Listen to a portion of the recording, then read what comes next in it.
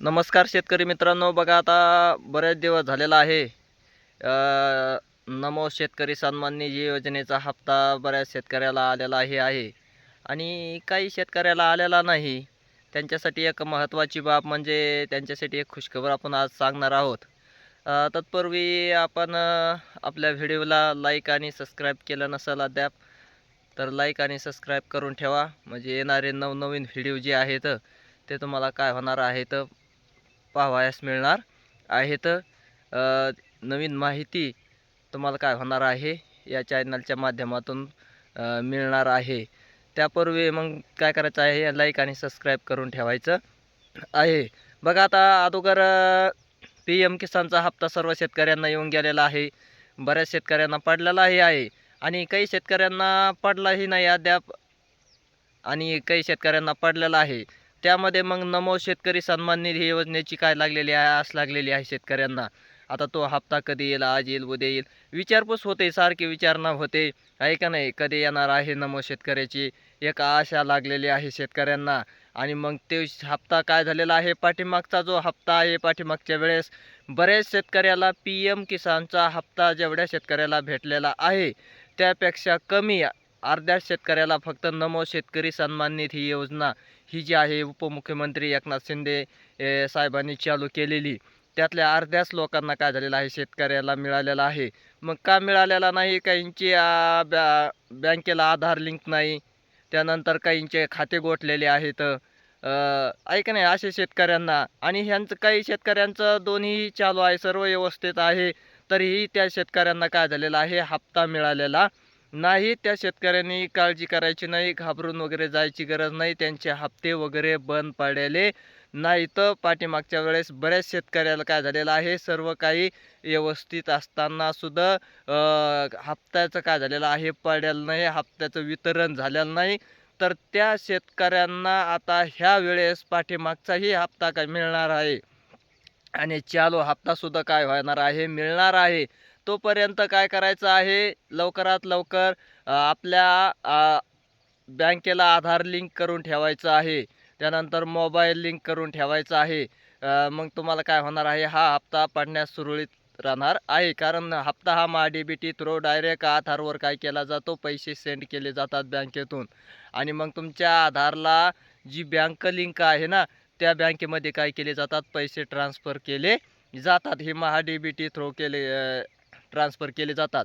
त्यामुळं मग तुम्ही काय करायचं आहे, तुमच्या बँकेचे जे खातं आहे, मला कुठं SBI म्हणावं, सेंट्रल असेल, कुठं पोस्टामध्ये असेल, कोणती जे असेल त्या बँकेला काय करायचं आहे, लिंक करून ठेवायचं आहे, आधार लिंक. आणि त्यानंतर मग तुम्हाला हप्ते पडण्यास काहीही अडचण येणार नाही. सुरळीत हप्ते काय होणार आहेत, तुमचे पडणार आहेत, जमा होणार आहेत.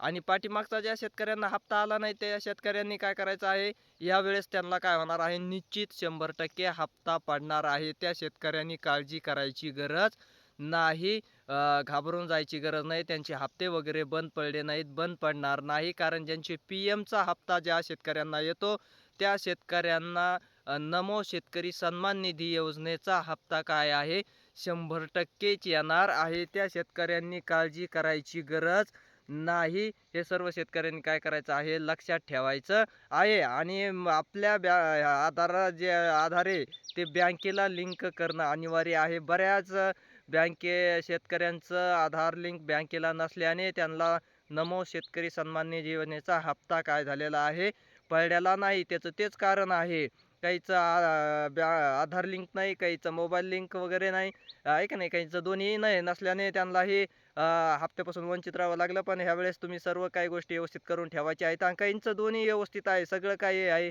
आधार लिंक आहे, त्यानंतर मोबाईल लिंक आहे, तरी हप्ता पडला नाही. पण त्या शेतकऱ्यांनी ही काळजी करायची नाही. यावेळेस त्यांना पाठीमागचाही हप्ता काय होणार आहे, पडणार आहे. आणि हे येणारा जो हप्ता आहे ना, तो सुद्धा त्यांच्या खात्यामध्ये वर्ग केला जाणार आहे. चिंता करायची गरज नाही.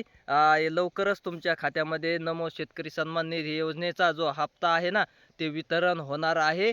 त्याची तारीख वगैरे GR आल्यानंतर आपल्या काय केलं जाईल, आपल्या व्हिडिओच्या माध्यमातून आपल्या चॅनलवर तुम्हाला काय केलं जाईल, सांगितलं जाणार आहे. त्यामुळं मग तुम्ही कोणत्याही शेतकऱ्यांनी काळजी करायची गरज नाही. 100% हप्ता तुम्हाला काय होणार आहे, येणार आहे. त्यामुळे हे जे कामं सांगितलेले आहेत तेवढे काय करायचे आहे, अगोदर करून ठेवायचे आहेत. आणि PM किसानच्या बाबतीतही तसंच आहे. कारण आता PM किसानचंही बऱ्याच शेतकऱ्यांचे हप्ते वंचित राहिलेले आहेत. पती-पत्नीचा असेल तर पत्नीलाच हप्ता येतो. परत पत्नीच्या नावाने लाडकी बहीण असेल तर मग लाडक्या बहिणीचे तिला फक्त त्यांना ₹500 येतात. असे नवीन-नवीन नियम काय केलेले आहेत, लावलेले आहेत. त्यामुळं मग हे सर्व गोष्टी तुम्हाला काय करायच्या आहेत, व्यवस्थित करून ठेवायच्या आहेत. हप्ते येण्यास तुम्हाला काहीही अडचण राहणार नाही. हप्ते तुमचे सुरळीतपणे, अविरतपणे चालूच राहणार आहेत. ही योजना काही बंद पडेल नाही, बंद पडणार नाही. चालूच राहणार आहे. त्यामुळं मग काय करायचं आहे, ही कामं जे आहेत ते 10 तारखेच्या आतमध्ये सर्वजणी करून घ्यायची आहेत. नंतर हप्त्याची प्रोसेस वितरण होणार आहे. त्याची हालचाली चालू होणार आहेत. त्यानंतर मग तुम्ही जर आधार लिंक वगैरे नाही केलं तर मग परत हप्त्यापासून वंचित राहता. त्यामुळं लवकरात लवकर अगोदर काय करायचे आहे, बँकेचे KYCची प्रक्रिया पूर्ण करून घ्यायची आहे. आणि त्यानंतर PM किसानची बी KYC थंबवरची प्रक्रिया चालू होणार आहे. अद्याप ती सध्या चालू नाही, चालू आहे. मग ज्यांना करून घ्यायची असेल तर करून घ्या, काही अडचण नाही. हप्ते जर पाठीमागचे पडले नसेल आणि ज्यांना सुरळीत पडले आहे तर त्यांच्यासाठी बी परत एकदा KYCची योजना चालू होणार आहे. थोड्या दिवसात लवकरच मग काय होणार आहे ते योजना सुरू होणार आहे. KYCची प्रक्रिया करण्याची पहिली जी OTPवर केली ती आता थंबवर करायची आहे. हे PM किसान आणि नमो शेतकरी सन्मान निधी योजना ही एकच योजनेअंतर्गत काय केले जातात, पैसे शेतकऱ्यांना दिले जातात. त्यामुळं काही शेतकऱ्यांनी काळजी करायची गरज नाही. धन्यवाद.